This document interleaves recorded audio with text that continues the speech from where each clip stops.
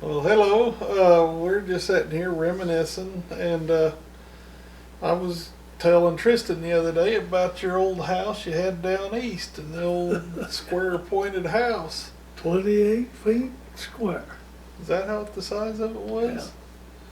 That's not very big. Oh, Let's see. There wasn't any insulation in the house at oh all. no, Because I heard you talking about that you'd put the water in the fridge at night to keep it from freezing. those them awful cold winter nights. Now, did you? Let's see. I'm trying to think. Did you have running water in that house, or? If we run to get it, Oh, okay, you had a well. yeah, out west of the house. Because I've heard you talk about the water was pretty hard there. Well, and it eat up an aluminum dipper, eat holes in it 6 months. It was 6 months. I was thinking 3, but okay, 6 months. You That's still pretty harsh. oh, white knots had formed on it. Then pretty soon it'd go leaking. And then I heard a story once, and I can't remember all the details, but Glen coming in the middle of the night in the winter time. Oh, yeah, he'd been to, he was stationed at Fort Sill. And he went by and got Mary at Padille, Betty's sister, and come up sometime in the night. And Mary went on in to the bedroom, went to bed. We must have been awful tired. Well, we never heard a thing. Sherry was asleep right there in the kitchen. And Glenn was trying to sleep. We had a section on the van. There's half of the van, 2 halves. But there's boards on the bed at the end, and you could not stretch out on it and go to sleep. And boards and just torture.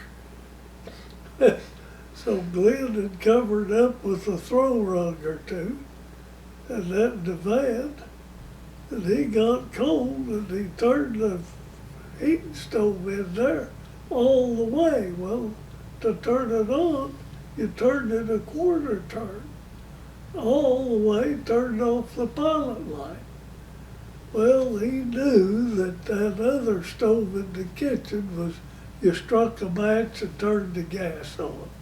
And so he was in there, he got that going, and he was cold in his shorts. But then I woke up, at the glow of that fire, I could see a man's rear within shorts. Head bent over. I give a yell, pretty loud, but it didn't wake Sherry, but it woke Betty. And she runs over, laid over and looked. She didn't know what was going on. Glenn jammed his head in the wall. So then he raised up, I seen who it was, so I didn't try to kill him or nothing. I got up, we visited a while, then we fixed him something a little better on that divan, put some more quilts down or something, so he could make the night. But why did he come to your house and not go on to Sears? It was, Mary was with him, Betty's sister. Oh, okay, so he was dropping Mary off. And he just went on to bed. When he come home from the army, how he got a ride some way to our house. Finally, I told him I was gone up, and it was way in the night. And I said, Glenn, you know our mother is looking for you. You better get on home before daylight. He was tired and wanting to lay down. I said, well, I had his car. He had a 50 Chevrolet Club Coupe. He'd let us keep it. And take your car and get on for home. So he did. When he told Ozzy about being there at our place, I don't know how he got to our place. I don't remember. Must have bought a ride, that was the closest. So he went on home. Yeah, she was probably pretty glad to see him. Well, yeah. He was been in Germany for, close to a year. He was done his training down in Fort Bliss, down in South Texas. Then came to Fort Sill and was stationed there for several months. And back then they had what they called an atomic cannon. They had a shell, but that cannon, oh, it was big. It had an awful long barrel and an awful big hole. It could shoot an atomic charge into the enemy, and they may still have them, I don't know. I really doubt, but we've been to Fort Sill and they have an atomic cannon Well, that's set out there, and that was, I said when the boys were younger, I said, well, I think your Uncle Glen manned one of them in Germany. Yeah, of course, they was always so afraid the Russians was going to attack. See, Alvin Ray Sullins was drafted just several months ahead of me. Instead of, he was putting a whole division. Instead of sending them to Korea, they sent them to Germany in case the Russians went to rattling their saber too much. So Alvin Ray done his overseas duty in Germany, and then I went to Korea. Then Glen went to Germany, and then Max Sullins, Alvin Ray's brother, went in about the time, well, he was in when Glen was, or about. And he went to Germany. He was a dozer operator, and them old dozers had cable lift on the blades. So Max was a dozer operator, and they making firewood. He'd sit on the dozer and raise the blade. They'd put wood on 2 blocks of rocks, and then he'd drop the blade. That's how they was chopping wood. And one of the guys was standing too close. Chunk come up and hit him pretty hard. I had to take him on sick call. I had a lot of explaining to do how he got hurt. Mike said, I thought sure I was in trouble, but he got out of it.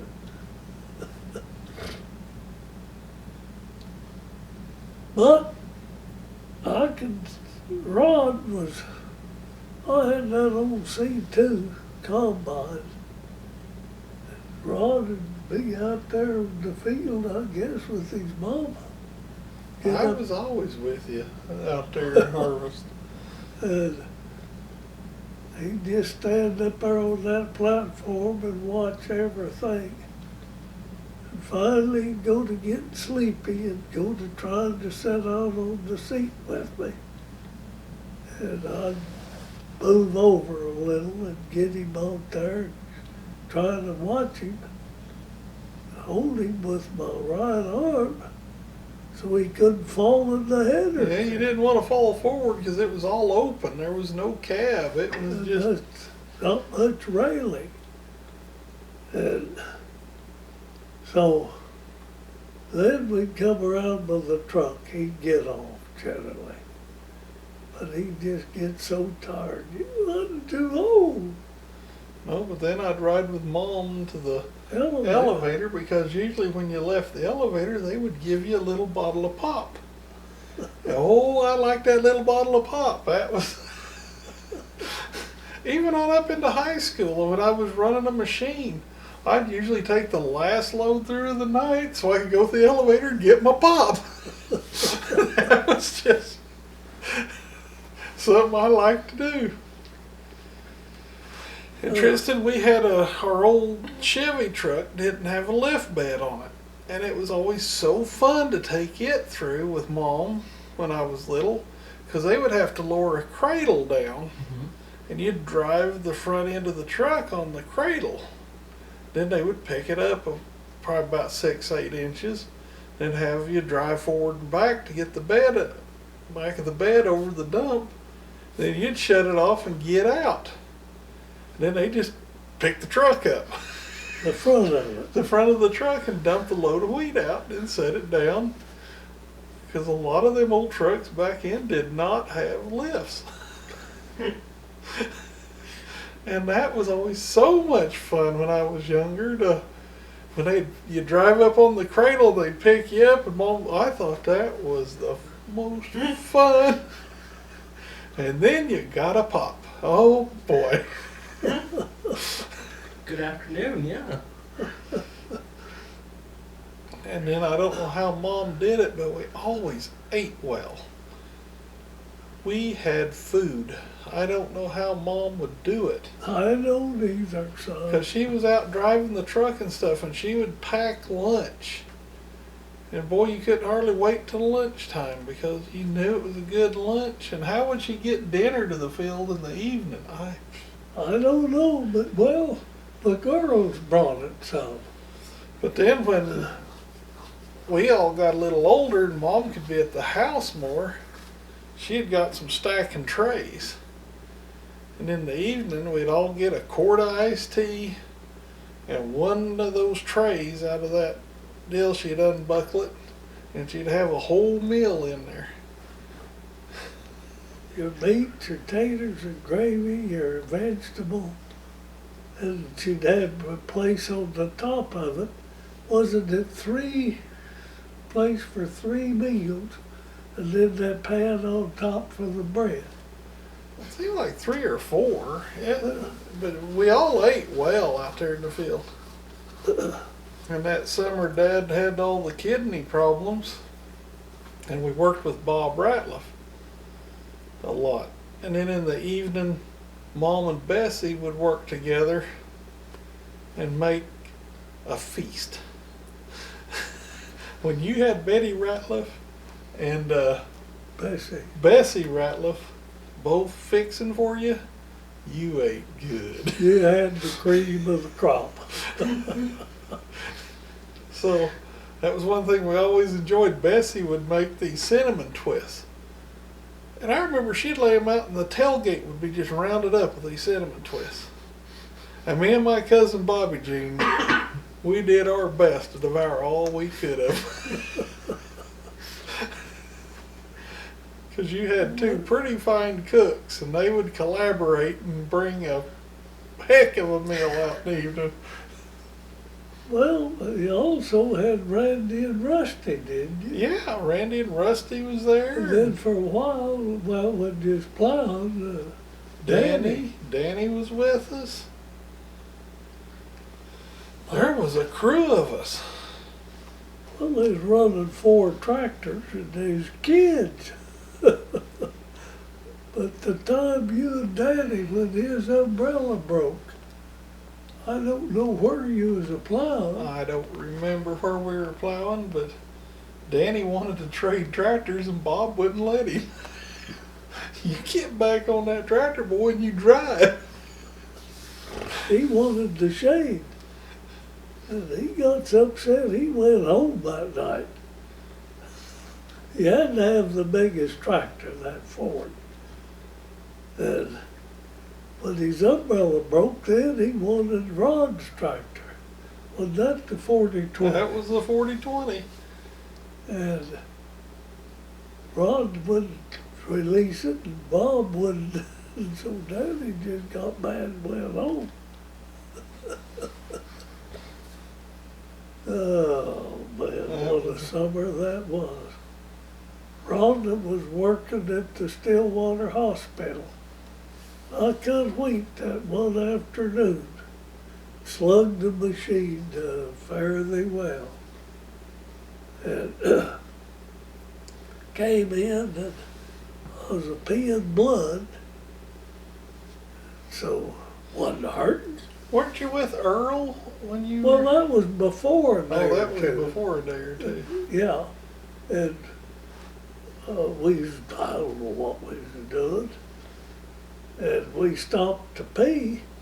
I said, Earl, look here, I'm a peeing blood. Showed him. Oh, man. Well, the next day I went to cut wheat, and I made it all day just fine. And that night, that evening, I slugged that machine, and Betty had called my brother, Doc Ratliff, about it. He said, you get on down here and I'll take some x-rays. So we went to Pawnee and he made some pictures, and now he said, I'll have you an appointment with Dr. Lovitz, the urologist in Stillwater, tomorrow. Well, I slept all night, got up the next morning. Before I got breakfast ate, oh, it went to hurt.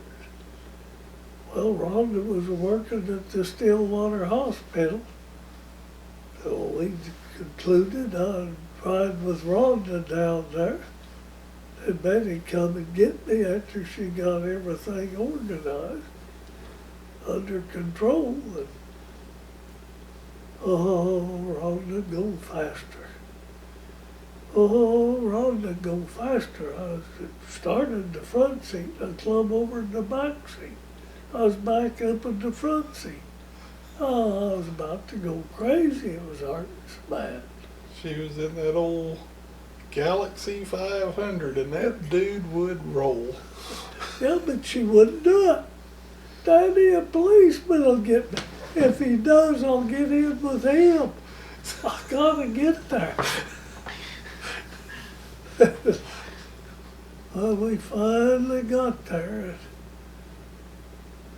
They give me they didn't have a room for me. They had to put me in the hall on a bed. I guess they called Dr. Lovitz and told him that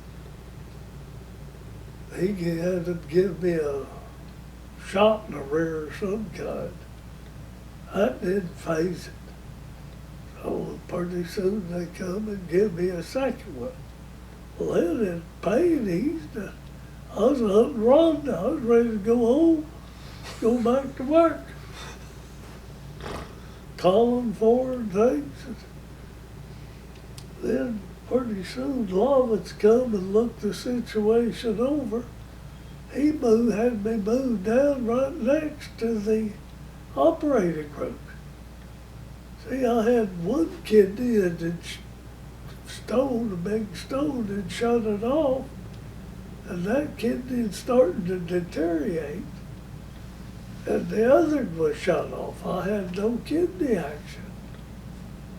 And they had me down there, I don't know where he could watch me close. And Rhonda went down there for something, and from what her clothes she had on, he knew she was an employee.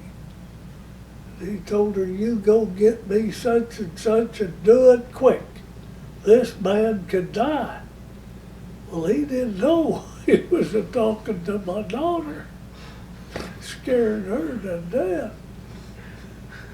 So she run and got faster than anybody else in the hospital. She probably run. Whatever it was. And I know I was laying down there. Here come Mrs. Burnside from Sears. They lived well south and east of Sears. She recognized me and went to visit her. Well, that was the last thing I wanted, to talk to old Lady Burnside. Oh my gosh, but then he came and got me all right 15 days later. And we pretty well harvested the wheat on our own, and the whole, because it's right in the middle of wheat harvest, so. Yeah, well, just the start of it. And At that point, we had two C2 Baldwin combines. We had Dad's machine with an 18-foot header, good machine. Danny drove. Danny Ratliff, my cousin. Then I had the machine we called Old Pokey. It had a 16-foot header, and you could go pretty good, but it was a wore-out old machine. And we did pretty good. It was rough because knowing my dad was in the hospital and everything, your mind's in the hospital, but you had that. How old was I during all that? You was 13. 13 years old. And that was pretty tough. But you needed to stop.